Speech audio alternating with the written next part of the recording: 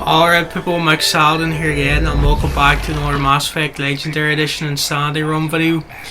Today we're on Sanctuary. We're here to get Miranda, stop her father doing his weird experiments on the refugees that he's been kidnapping or whatever. Shouldn't be too tricky, but there are some tough combat encounters later on again. Well, this looks like a tough encounter actually already. Phantoms and Nemesises, they've really took our health down completely already. Okay, let's get the cover. It's the Nemesis that had the sniper rifle. I was trying to remember in the last one of the last videos where we fought Cerberus. I couldn't remember what. And there's the sniper attacking me just as I'm talking about them. Okay, can we get through the door already? Let's just leave that guy up there. What? Please hack the door, Shepard. No. Why is that even an option to activate that if we have to defeat all these enemies first? That should have been sort of locked out away from us or something, I guess. Right, okay, that's everybody back up. Now can we hack the door? Yeah, alright, okay, there we go. Yeah, they shouldn't have really have left that there to be interacted with unless you'd already destroyed all the enemies. Because I actually thought I could skip them there for a second. Is that door opening? No. No, it's just a spark effect on that TV over there. I thought somebody was like sort of welding their way through the door or something for a second there. But yeah, this is a Sanctuary. Miranda's father's been kidnapping people, or luring them here, basically. Pretending that they're like a safe harbour from the war against the Reapers. And really they've just all been taken to these labs and used in experiments to figure out how indoctrination works. Because the Illusive Man wants to use the indoctrination method that the Reapers use on every other species. He wants to turn that against them. But he's been indoctrinated himself and his whole organization's been indoctrinated. So it's really not going to help much. Some people think the Illusive Man, he's been indoctrinated the whole way through the series. Even in Mass Effect 2 because of his strange eye implants that he has. I think there's a comic book somewhere that explains where he got those eyes. And it turns out they're Reaper tech. I don't know all the details because I've never actually read the Mass Effect comics. But I had heard that was the case. So in Mass Effect 2 he could already be indoctrinated. But it doesn't really make that much sense because why would the Reapers indoctrinate him and then allow him to have Miranda bring back Shepard and to have him take down the Collector base and ruin that whole plan? If he was indoctrinated that early, surely the Illusive Man would leave Shepard where he was and not even bother attacking the Collectors. So that theory kind of falls down a bit there. But by the time you meet him in Mass Effect 3, that's when he definitely is indoctrinated. And I think it's pretty clear that what happened was that he, if you destroyed the Collector base, he doesn't listen to Shepard. He goes ahead and recovers what's left. And probably whatever's on there, like the remains of the human Reaper that he takes back to his base. It's probably been infecting everybody's mind and just completely indoctrinating them. So I think it actually would have been a better choice at the end of Mass Effect 2 if you choose not to give him the Reaper tech. Then in Mass Effect 3 he wouldn't be indoctrinated and he would actually help out against the Reapers. That could have been a good branching story path. Instead of him just becoming indoctrinated no matter what you do. It would have made the ending of Mass Effect 2 more impactful to the series overall. They're just killing them. Because Mass Effect 2 is a great game. But the story, when you sort of think about it, of Mass Effect 2, especially the ending. It doesn't really make that much sense or fit in with the trilogy overall. But I still think I like Mass Effect 2 the most out of all three of them. Just the characters are so good, and building that team is the real story of that game, to be honest. And the stuff with the collector base, it's not as important as the journey to get there. No, people always say that as a bit of a cop out to when an ending isn't good to something. Oh, it's about the journey or whatever, but I think in Mass Effect 2 it really was about the journey of building that team. Mass Effect 3, people also say, oh, it's about the journey, doesn't matter if the ending was bad. But sort of the way the ending of 3 is done, it sort of invalidates the entire journey before it, which is the main problem. Mass Effect 2's sort of strange human Reaper thing, it is a bit dumb, it is pretty silly, but it doesn't like sort of retroactively make the rest of the stuff you did in the game pointless, because you still have to destroy that base. It still needed to be done. You still needed to have built that team and be able to do that. But in Mass Effect 3 there's a sense of, well, this was all for nothing really, because we had to blow up all the mass relays, we had to kill the Geth and ED and all the useful technology in the galaxy. And it just feels like it retroactively makes the rest of your journey less impactful, which is where the journey is the important part. Freeze sort of falls apart when you think about it that way. But again, I think it works for Mass Effect 2, that phrase. So don't know how I got on to talking about that. I'm just rambling a lot today. I think I was just talking about Mass Effect 2 because this is a Miranda mission, and I'm just thinking about how Mass Effect 2 was structured and whatever. I don't know why Miranda and sort of most of the Mass Effect 2 characters are sidelined. Like in this mission it would have been good if she was actually fighting alongside you in your party. It would have been a nice little opportunity to do that. Though I guess it would sort of stop the scene from the end of this mission making much sense, with Miranda having been attacked by Kai Lang or whatever. If she was with Shepard, that couldn't happen. So I kind of see why she isn't with you fighting during this, but just it would have been nice. Because most of the Mass Effect 2 characters, they do get really badly sidelined. I think they must have just decided that people like the Mass Effect 1 cast the most. And I'm guessing maybe they are right, because Tali, Garsh, Rex and Liara are probably the most popular characters in the series. But I think Miranda and Thane and Morden would definitely be up there, and Grunt probably. They do show up again in this game of course, but it would have been nice if they could join you in your party and fight with you for one mission or 2 missions maybe. But again, I've gone over this a few times now, but it's something that always sticks in my head, is how the Mass Effect 2 cast are sort of sidelined. But again, the conclusion I mostly come to is that there wasn't enough time. I didn't realise there was a Banshee out here, but it seems like Garrus and Liara were doing a fair amount of damage to it by themselves. I didn't really even have to worry about it there. That's sort of how powerful Garrus is at this point, but he's got the Typhoon there. It's nice that they show that in the cutscene, whatever weapon you've equipped on him. He's actually using it in the cutscene. It's always quite annoying in games when you've given your character like some really big assault rifle or whatever, but then in the cutscene it cuts to them using some pistol that you haven't equipped in like 10 hours.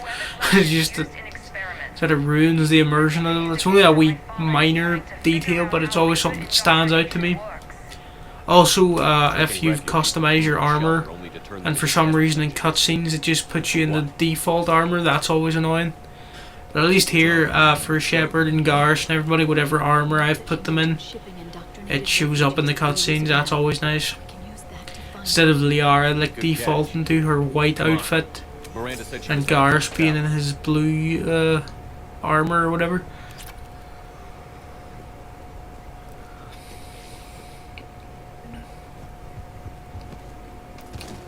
Alright, so the next area, I think we're going to be fighting a few brutes, maybe?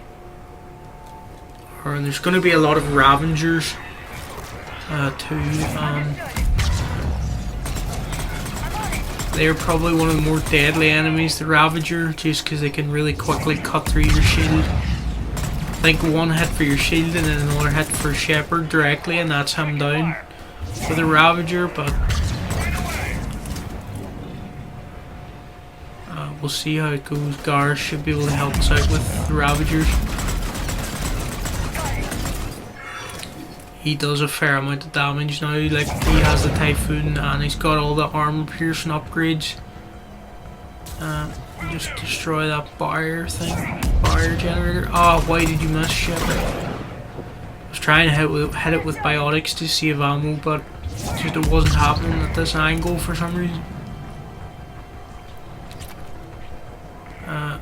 Locust, right, we don't really need that, but we'll pick it up anyway. I rarely use submachine guns in Mass Effect.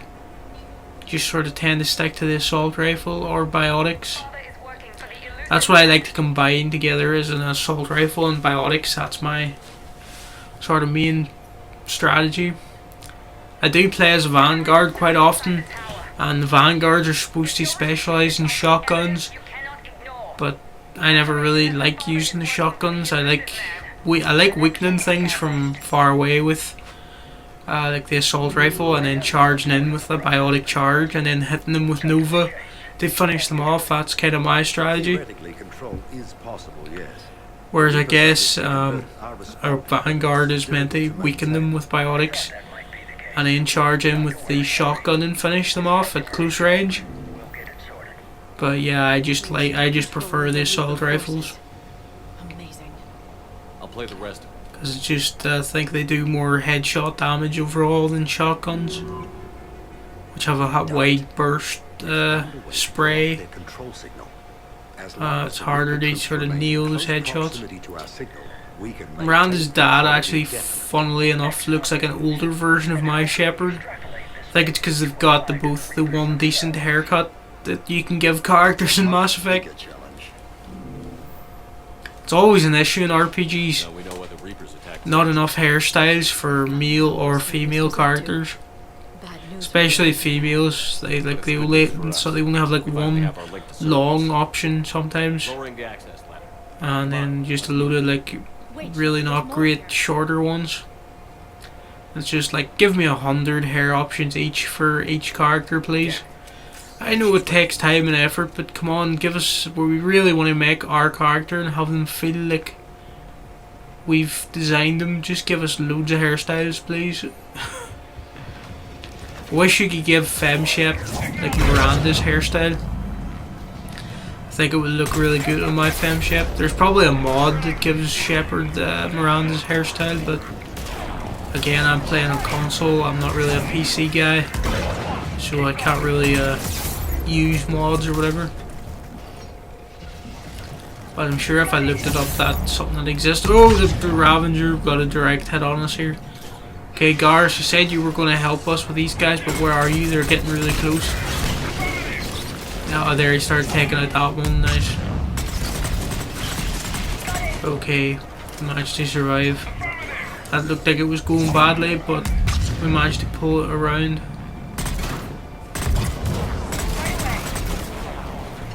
Oh, excuse me.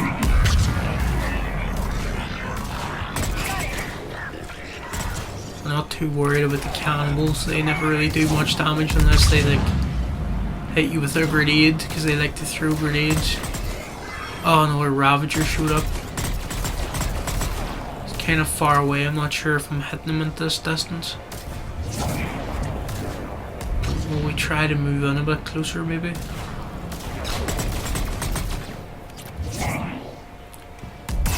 Oh, roll, nope! Nope. Ah. Okay, what happened there was I tried to roll and then Shepard glued themselves to the wall and thought we were taking cover. Oh, that was so stupid.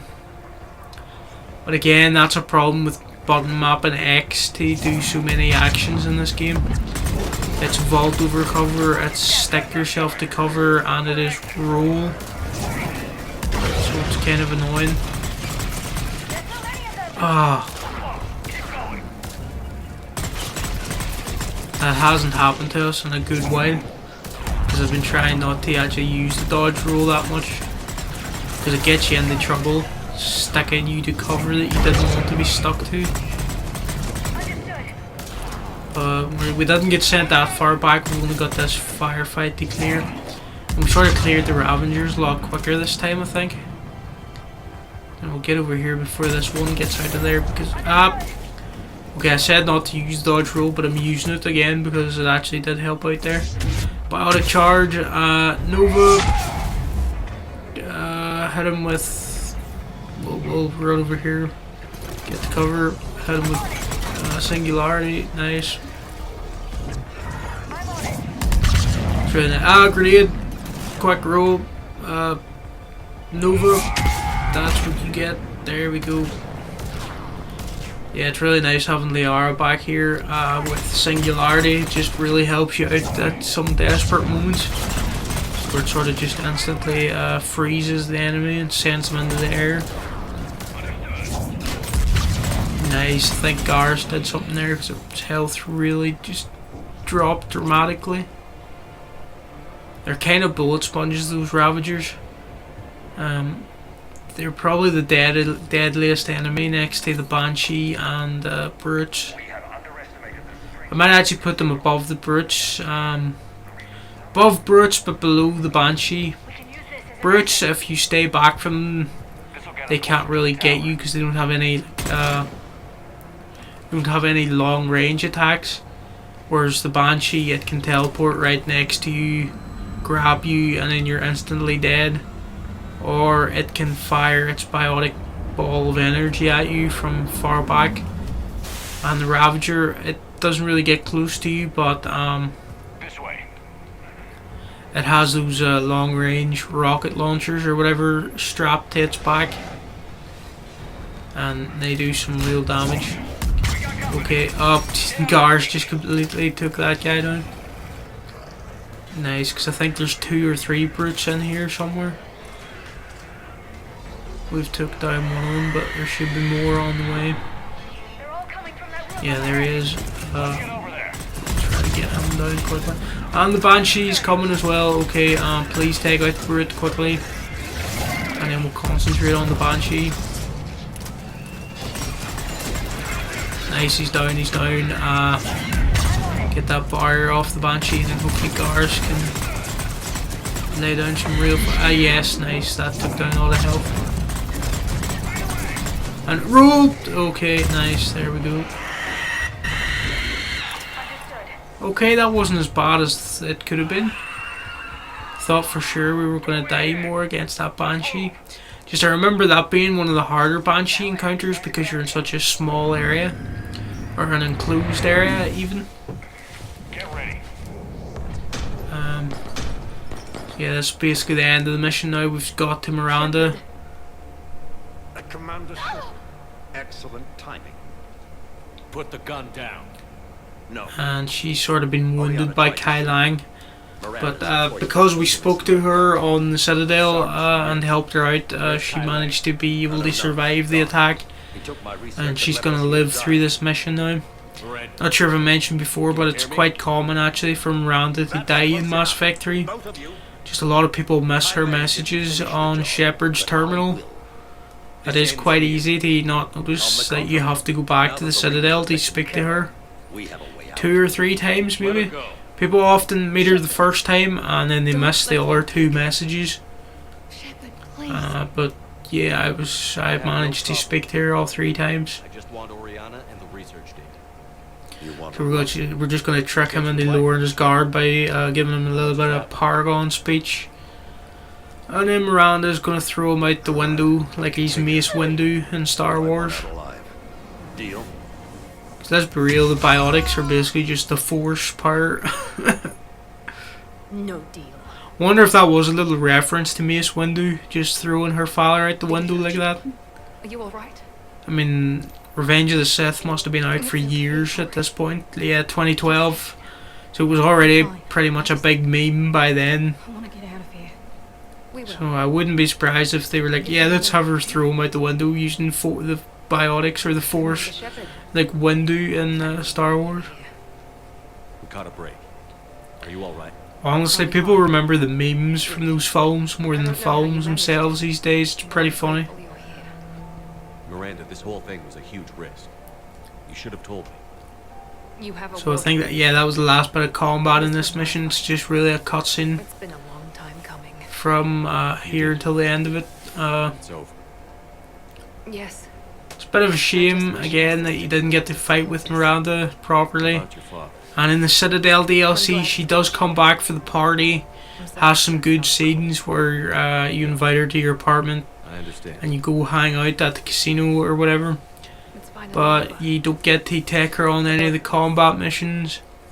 Would have been nice if you were romancing Miranda or romancing Jack, that they would join your party for that Citadel DLC. Could have been a way to make up for so many of the characters being sidelined. No direction. They do all get to join Shepard at the arena, Grab anything you but can that's from the not computer. the same as Take it back a to the real end. mission, I being can do able to better take than them on a that. proper mission. What? That is kind of fun, to go to the arena and just blow off steam with your favourite characters. If you act fast, you'll track him right to the Probably when I office. finish up doing this on Insanity, Sounds like you thought of everything. I'm thinking about maybe just playing some arena matches and stuff and showing that on my channel, and just sort of doing a podcast kind of thing, Thought you might commentary over the top of it, Yeah, just well, talking about that week's gaming news. Try to keep it Mass Effect related if anything Mass Effect related happens. Okay. But yeah, that might be a good use of the arena combat gameplay. Just have it be in the background while I'm Hope so. doing my rambling nonsense. But I don't know yet. That's just something I'm throwing around Let's make sure everyone knows. as an idea. Communication scrambler disabled. So that's basically the end of this mission. Refugee camp. This is a Cerberus facility. So thanks for watching, and I'll see you again next time I've had enough. when we head to the Elusive Man's base and we finally take him out at last. So that should be a pretty good mission. Alright people, see you later.